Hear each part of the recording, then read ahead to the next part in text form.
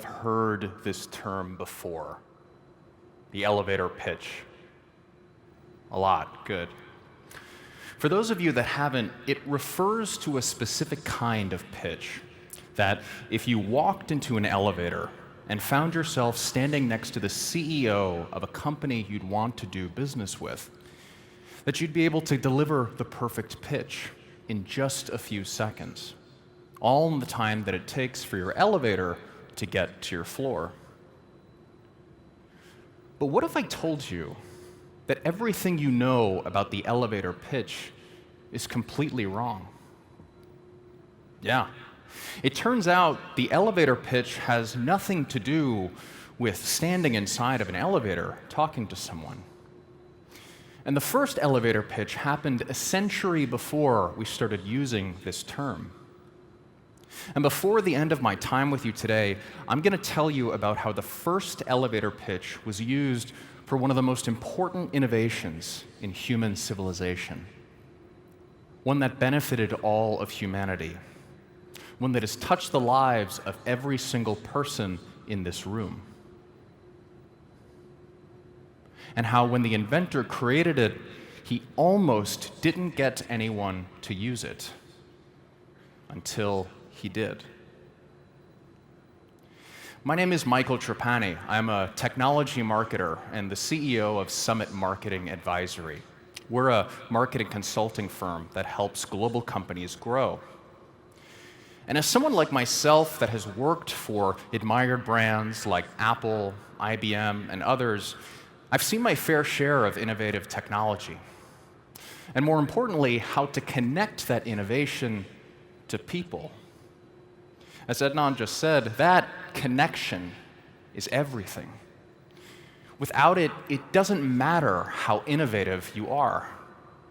That connection is what separates good ideas from successful ideas. Are you ready? Let's dive in.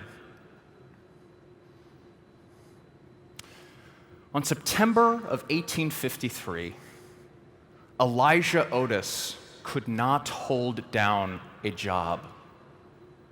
Now, I know what you're thinking. A good-looking guy like that can't hold down a job? Turns out it's true. But after the tragic and sudden death of his wife, forcing Elijah Otis to raise his two children all by himself, Otis took any job that he could, just to keep food on the table.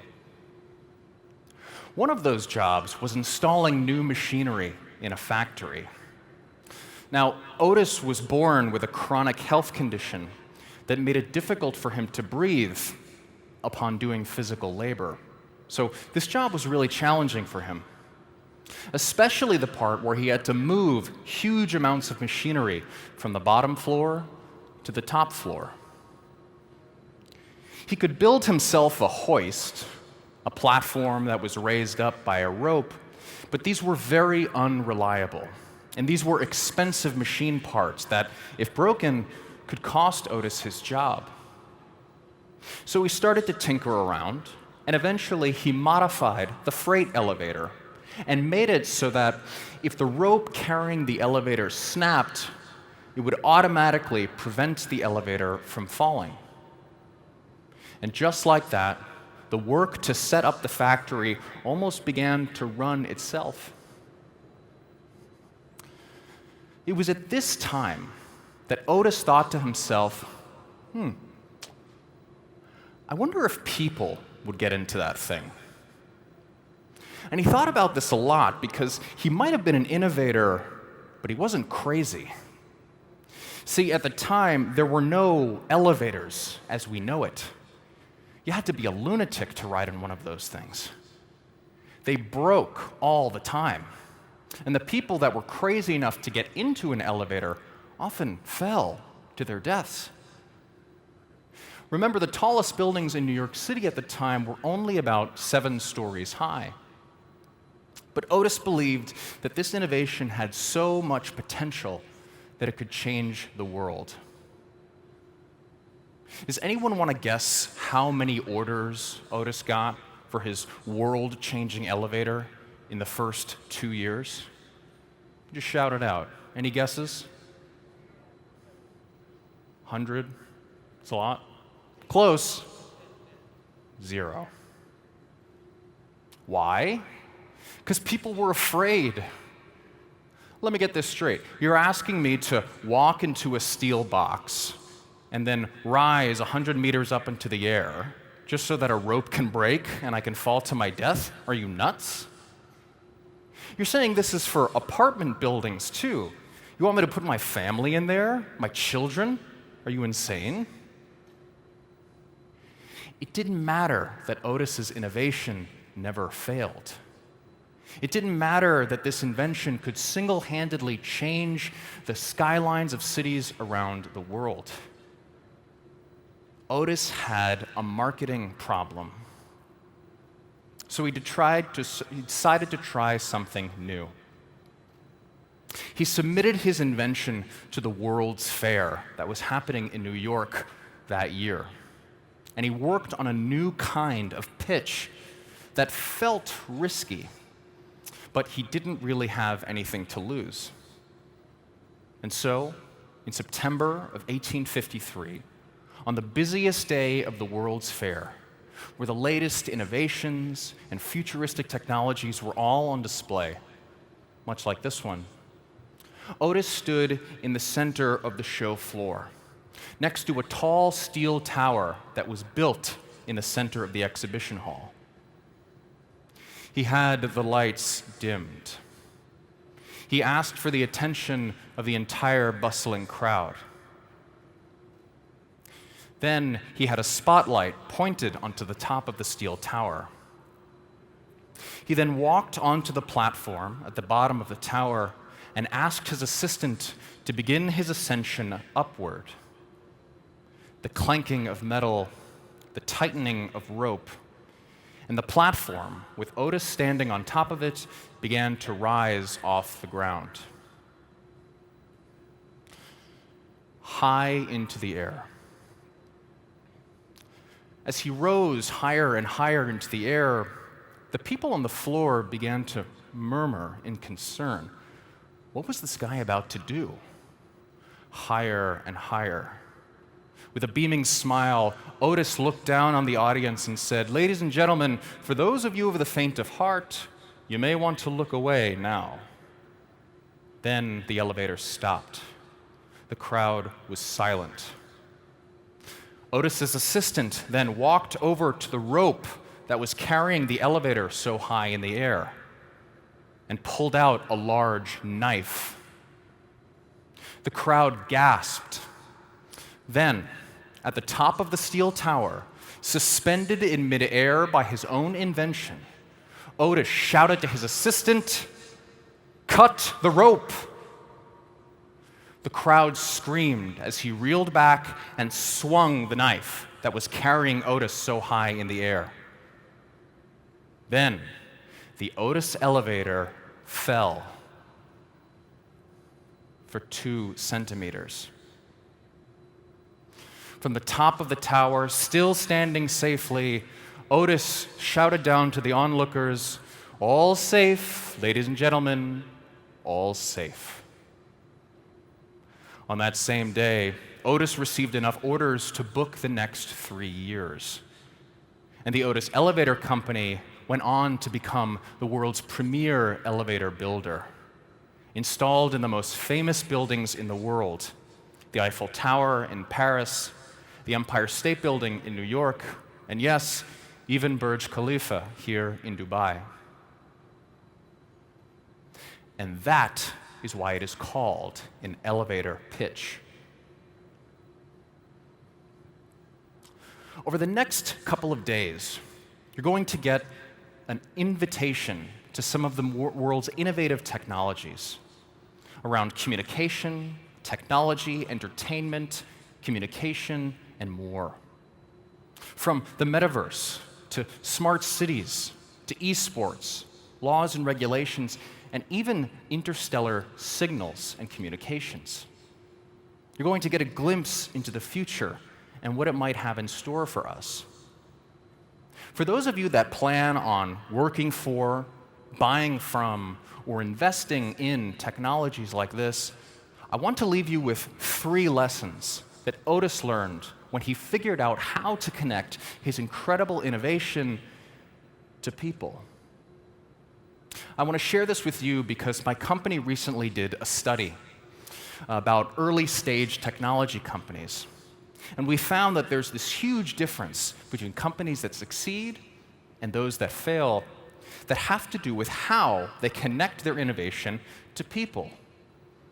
That difference is the difference between smart, profitable, efficient growth or slow, tired buildups at best.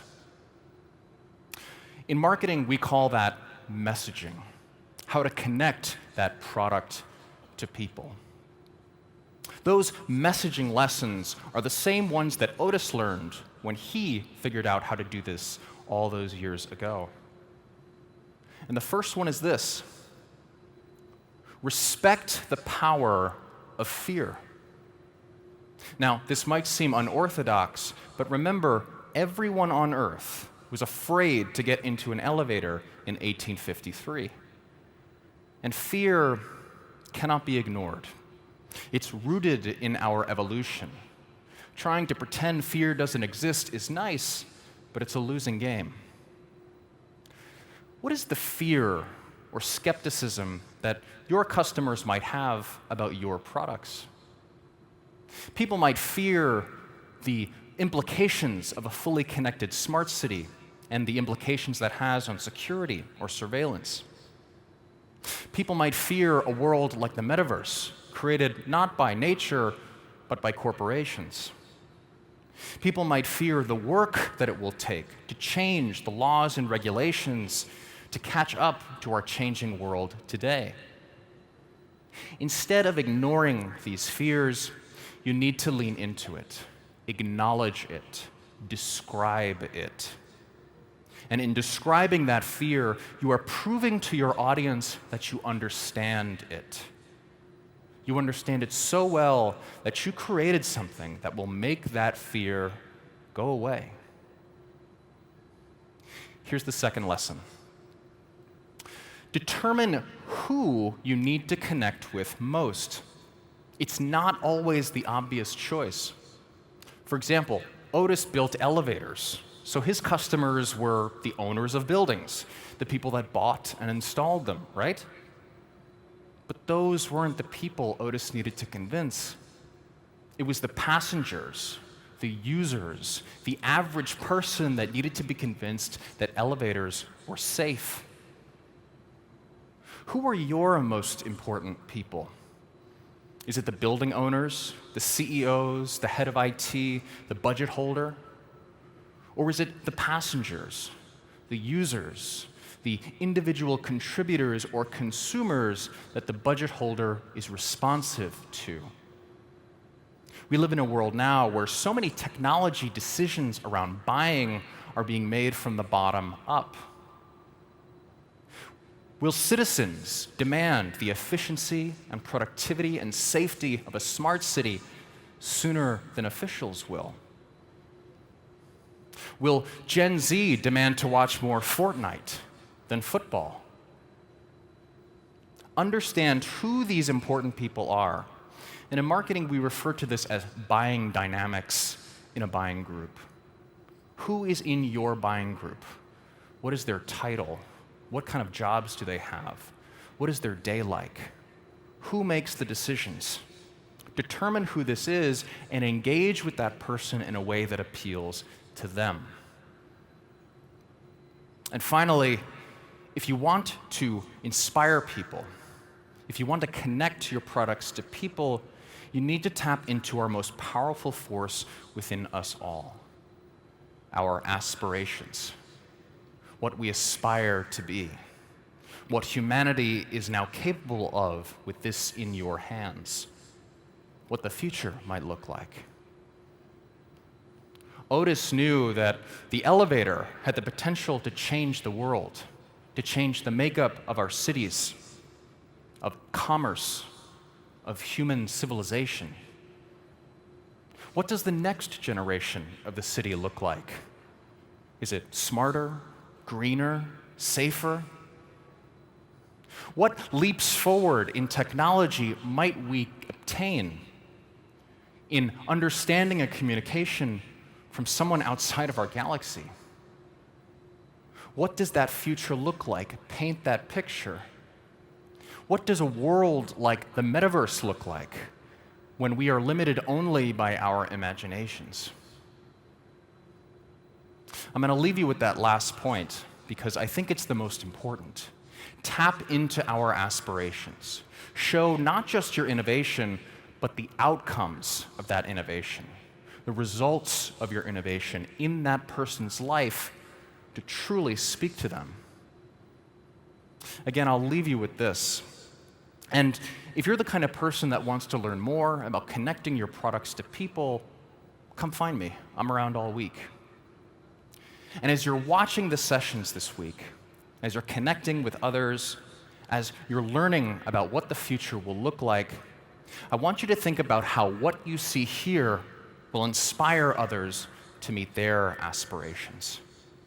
Inspired not just by the innovation themselves, but the implications of the innovation, by what that future might look like in their lives.